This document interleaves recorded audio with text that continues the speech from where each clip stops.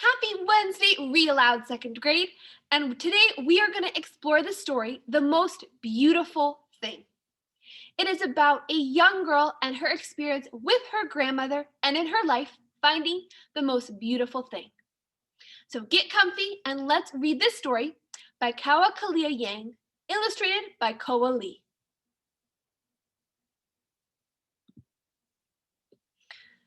My grandmother is so old. No one knows how old she is. Not me, not my big sister Dwab, not our older cousin Lee. My father waits patiently when we try to guess her age. He is my grandma's ninth and youngest child, and even he does not know how old she is.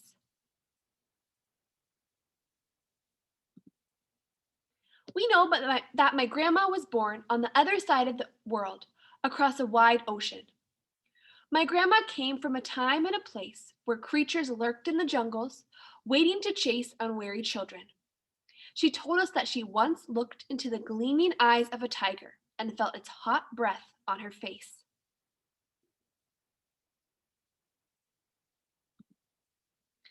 By the time I was born, my grandmother already had an old woman's face. Her skin was soft but dry like paper, and in her mouth was a single tooth. Grandma said, "It is the only thing standing strong in my mouth, the spinal tooth that my mother and father gave me." I asked to see a picture of her parents. She said, "Me, Nabe. They lived in a time long before the Hmong learned of such things as photographs." She pointed to her heart. "The only picture I have of them is here."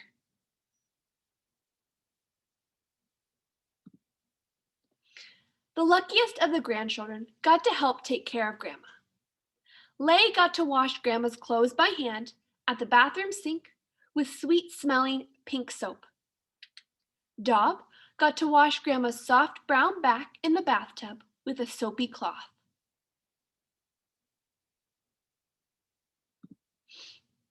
And me? I got to clip her fingernails and toenails while Grandma sat on her favorite stool in the light from the window. I can still feel the roughness of Grandma's heels in my hand, the thickness of her toenails in between my fingers. I can see the bottoms of her feet, thick and brown and broken, deep cracks filled with dirt from long ago and far away. Grandma told me that her mother and father died when she was a little girl. Grandma was just a child herself, but she had to take care of her two younger brothers and baby sister. I looked up at my grandma from the place where I sat at her feet and asked her, "How did you get food for them?" Grandma said, "I didn't find enough food. We lived always with hunger eating us on the inside." All my life with her, even with just one tooth, Grandma never said no when we offered her something to eat. The ice cream truck was singing its song from down the street. I looked underneath the couch for quarters. There were none, so I got ice cubes from the freezer. I offered one to Grandma in my red plastic cup. She smiled at me.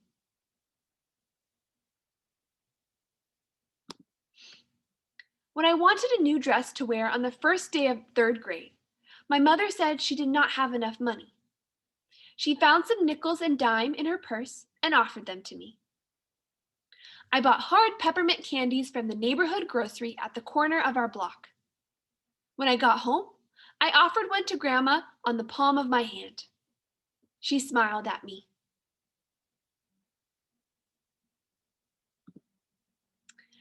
At the round table with shaky legs, I used my spoon to mix and mix in the center soup bowl we all shared. There were no pieces of meat, only bones and soft greens. My father said, "The price of meat is too expensive at the market, mi naib." I found a thick chunk of bone and offered it to my grandma on my spoon. She smiled at me.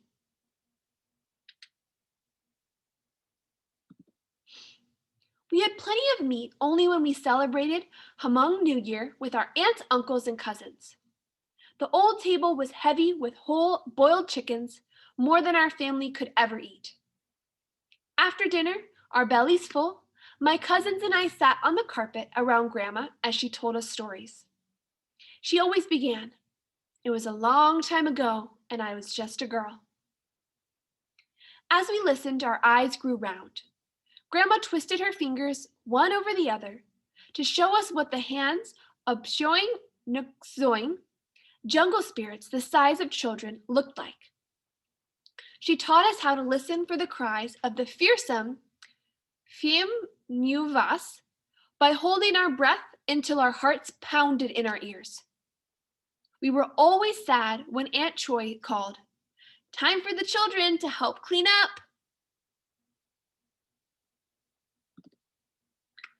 On a cold day, when the snow blew onto the window panes and the light was dim, I asked Grandma about the dirt in her feet. She told me she didn't have shoes after her mother and father died. She went shoeless to the mountains to tend to the family field. She ventured into the jungle to look for wild roots, bamboo shoots, and edible mushrooms.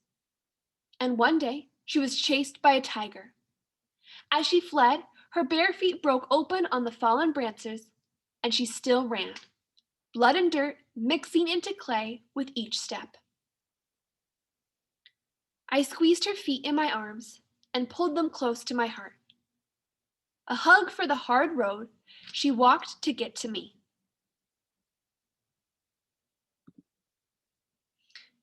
Each year, cutting my grandma's nails went faster because I grew stronger and bigger and more able.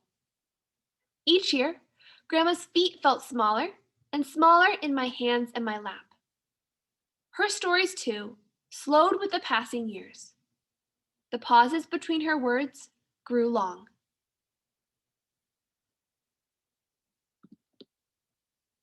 Sometimes, as Grandma was looking for the words she'd lost to the years, I grew distracted from my task, looking at the toys on the floor that needed to be picked up, the unfinished schoolwork, the younger children who needed to be bathed.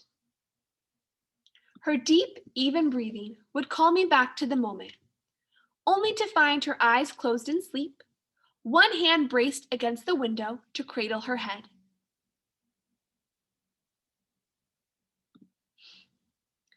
I grew unhappy with our life. I was tired of getting ice cubes from the freezer when I wanted ice cream.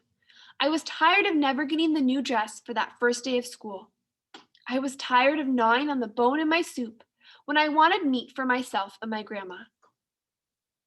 One evening, I studied my face in the bathroom mirror, wishing my teeth were straight. I came out of the bathroom and said, "Mom and Dad, I want braces. Can I have them?" My mom looked up from nursing my baby sister and said, "We don't have any money. Maybe next year." My father looked up from my toddler sister he was bouncing on his legs and said, "I wish we could get you braces, Minaib, but we can't right now."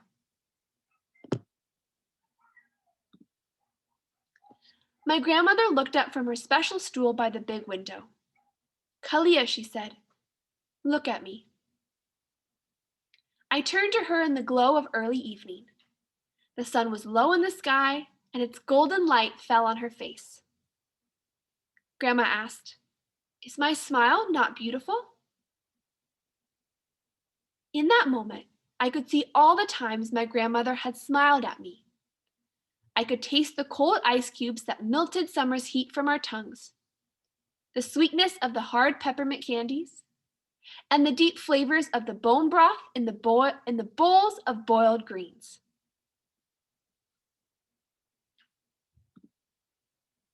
Even now, I can still see my grandma's single tooth, white against the shadows, standing tall in her open mouth.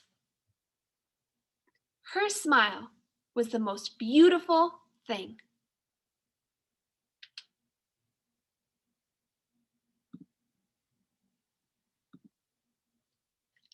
The end. That was our story, The Most Beautiful Thing. I hoped you enjoyed this story that our main character, Kalia, went on to find the most beautiful thing within her own grandmother. So thank you, Super Scholars, for joining me for another great book of Read Aloud. Remember, you can go on Epic at any time and explore these books and so much more. But for right now, shake it out, move that body, and let's see what else you got today.